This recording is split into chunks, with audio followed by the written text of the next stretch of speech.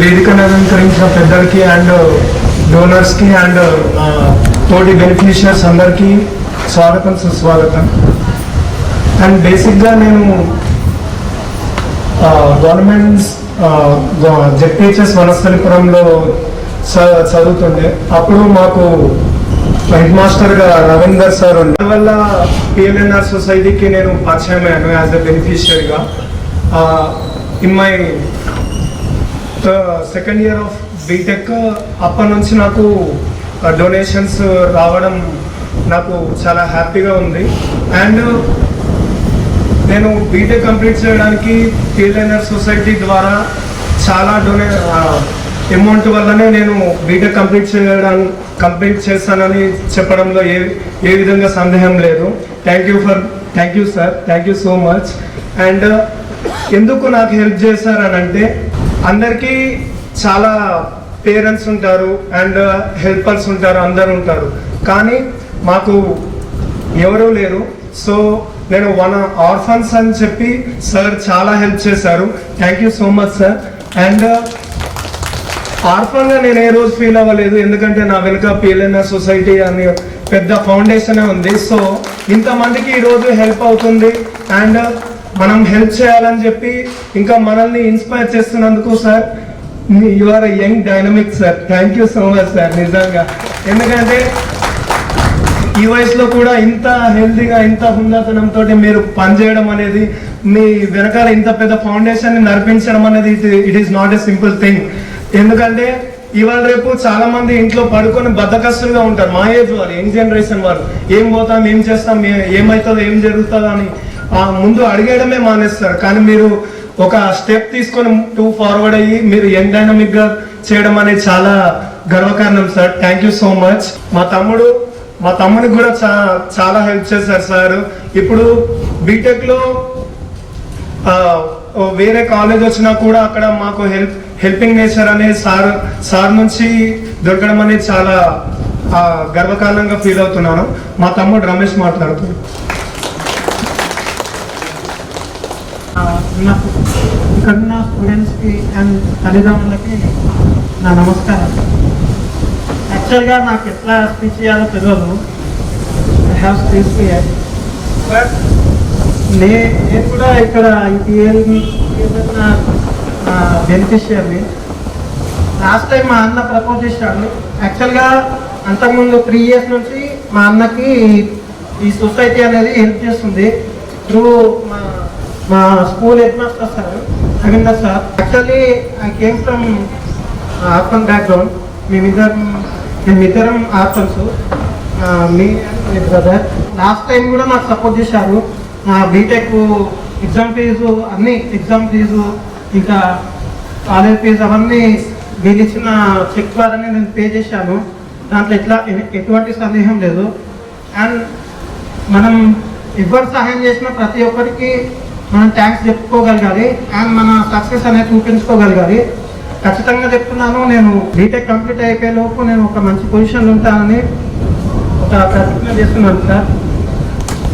Thank you నాకు support చేసినందుకు and ఇంతటి మంచి అవకాశం ఇచ్చినందుకు ఇక్కడ నా పెద్దలందరికీ once again thank you so much. ఇంకో విషయము, ఇక్కడ ఏంటంటే మీరు ఎక్కడి నుంచో డిఫరెంట్ బ్యాక్గ్రౌండ్ నుంచి వచ్చిండవచ్చు బెనిఫిషియర్స్ అందరూ. అండ్ నా బ్యాక్గ్రౌండ్ గురించి నేను షేర్ చేసుకోవాలని అనుకుంటున్నాను. ఎందుకంటే it is full of struggles and hurdles చాలా ఉన్నాయి లైఫ్లో. కానీ అన్నిటినీ తట్టుకొని నిలబడే శక్తి అనేది ఎప్పుడు వస్తుందనంటే, మనం బ్రతకగలము అని మన మీద కాన్ఫిడెన్స్, మనకున్న పట్టుదల, సెల్ఫ్ కాన్ఫిడెన్స్ వాటి నుంచి వస్తుంది. అవన్నీ ఎక్కడి నుంచి వస్తాయంటే మనం ఫేస్ చేసిన సిచ్యువేషన్స్ నుంచి మనం చాలా నేర్చుకోవచ్చు. ఎందుకంటే ఇప్పుడు ఏదైనా కానీ మనకు ఏదైనా గుంత ఉంటే దాంట్లో పడతామని చెప్తే ఏం పడతాంలే అని అనుకుంటాం, కానీ ఒకసారి పడిన తర్వాత తెలుస్తుంది కదా ఆ దెబ్బ ఎలా ఉంటుంది అనేది. అలాగే లైఫ్లో మనం సిచ్యువేషన్స్ ఫేస్ చేసిన దాని నుంచే మనము నేర్చుకుంటూ ఉంటాం. అలా నా లైఫ్లో నేను చాలా నేర్చుకున్నాను. నా జర్నీ గురించి మీతో షేర్ చేసుకోవాలనుకుంటున్నాను. ఏంటంటే బేసిక్గా మా అమ్మకి పెళ్ళి అయిపోయి మేము ముంబైలో ఉండేవాళ్ళం.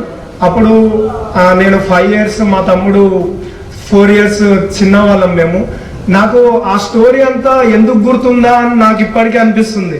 ఎందుకంటే అది నన్ను అనుక్షణం నన్ను వెంటాడుతుంటుంది.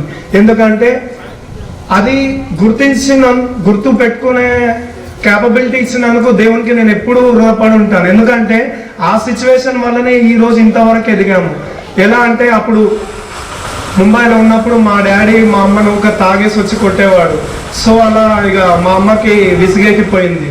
ఏంది ఇక ఈ లైఫ్, వీడేమో ఊక తాగొచ్చి కొడుతున్నాడు, నా పిల్లలు భవిష్యత్ ఖరాబ్ అవుతుందని చెప్పేసి మమ్మల్ని తీసుకొచ్చేసి మేము సికింద్రాబాద్ రైల్వే స్టేషన్లో ఉండే అక్కడ ఫుట్పాత్ పైన మేము పడుకునేవాళ్ళం. ఫుట్పాత్ పైన ఉండి బెగ్గింగ్ చేసుకుంటూ అలా మా లైఫ్ సాగుతూ ఉండేది. అప్పుడు మేము చదువుకోలేదు, ఏం చేయలేదు. అయితే ఒక పాన్ డబ్బా దగ్గర అడుక్కుంటున్నప్పుడు ఒక అతను చూసి, ఇది పద్ధతి కాదండి, చిన్నపిల్లల్ని ఇలా చైల్డ్ లేబర్స్గా ఉంచడం అసలు పద్ధతి కాదు. సో వాళ్ళు చదువుకుంటే వాళ్ళు భావితరాలకు మంచి కాంట్రిబ్యూషన్ ఇస్తారు, వాళ్ళు మంచిగా సెటిల్ అవుతారు అని చెప్పి ఒక అతను చెప్పడం వల్ల అక్కడనే సికింద్రాబాద్లో ఉన్న ఒక ఆర్ఫనేజ్లో మేము జాయిన్ అవ్వడం జరిగింది. అప్పుడు మా అమ్మ జాయిన్ చేసి తను ఎక్కడో ఉండి ఎప్పుడోసారి వచ్చి మమ్మల్ని చూస్తూ వెళ్ళేది. హాస్టల్ కాస్త మా మలక్పేట్కి షిఫ్ట్ అయ్యి అక్కడ మేము ఉన్నప్పుడు ఒక 2 years వరకు మా అమ్మ వచ్చింది, తర్వాత రాలేదు. ఏంది మేడం మా అమ్మ వస్తలేదని మా వార్డెన్ అడిగితే తను ఏం చెప్పిందంటే, మీ అమ్మ చనిపోయి 1 year అవుతుందిరా అని చెప్పి. ఎంత దారుణం కదా అసలు. అవన్నీ గుర్తు చేసుకుంటున్నప్పుడు ఏంటంటే ఏదో ఒకటి చెయ్యాలి, ఏదో ఒకటి మనకంటూ ఒక ప్రత్యేక గుర్తింపు ఉండాలి. అది ఉంటేనే లైఫ్లో మనకు ఏదన్నా, ఇప్పుడు ఫర్ ఎగ్జాంపుల్ ఇంతమంది ఉన్నారు ఇక్కడ డోనర్స్, వాళ్ళు ఏం చేశారు, వాళ్ళు ఎలా ఎదిగారు అని చెప్పి వాళ్ళ డిసిగ్నేషన్ అనేది వాళ్ళ గుర్తింపు, వాళ్ళ డిసిగ్నేషనే వాళ్ళ గుర్తింపు. అలాగే మన చదువు అనేది మనకు గుర్తింపునిస్తుంది.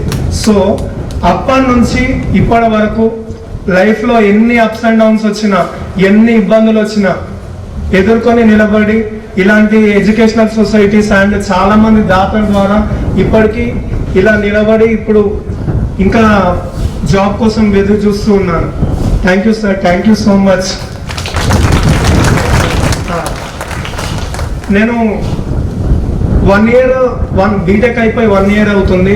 కోచింగ్ తీసుకున్నాను, అయినా కూడా అది వర్కౌట్ అవ్వలేదు అని చెప్పి ఇక పీజీ సెట్ రాశాను. పీజీ సెట్ రాసి ఎంటెక్లో నాకు 1109 ర్యాంక్ వచ్చింది. అందులో నాకు జేబీఐటి కాలేజ్లో VLSI డిజైన్ కోర్సులో వచ్చింది.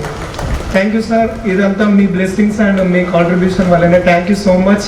And every one of the donor in the PNR society, thank you so much. Thank you so much, sir.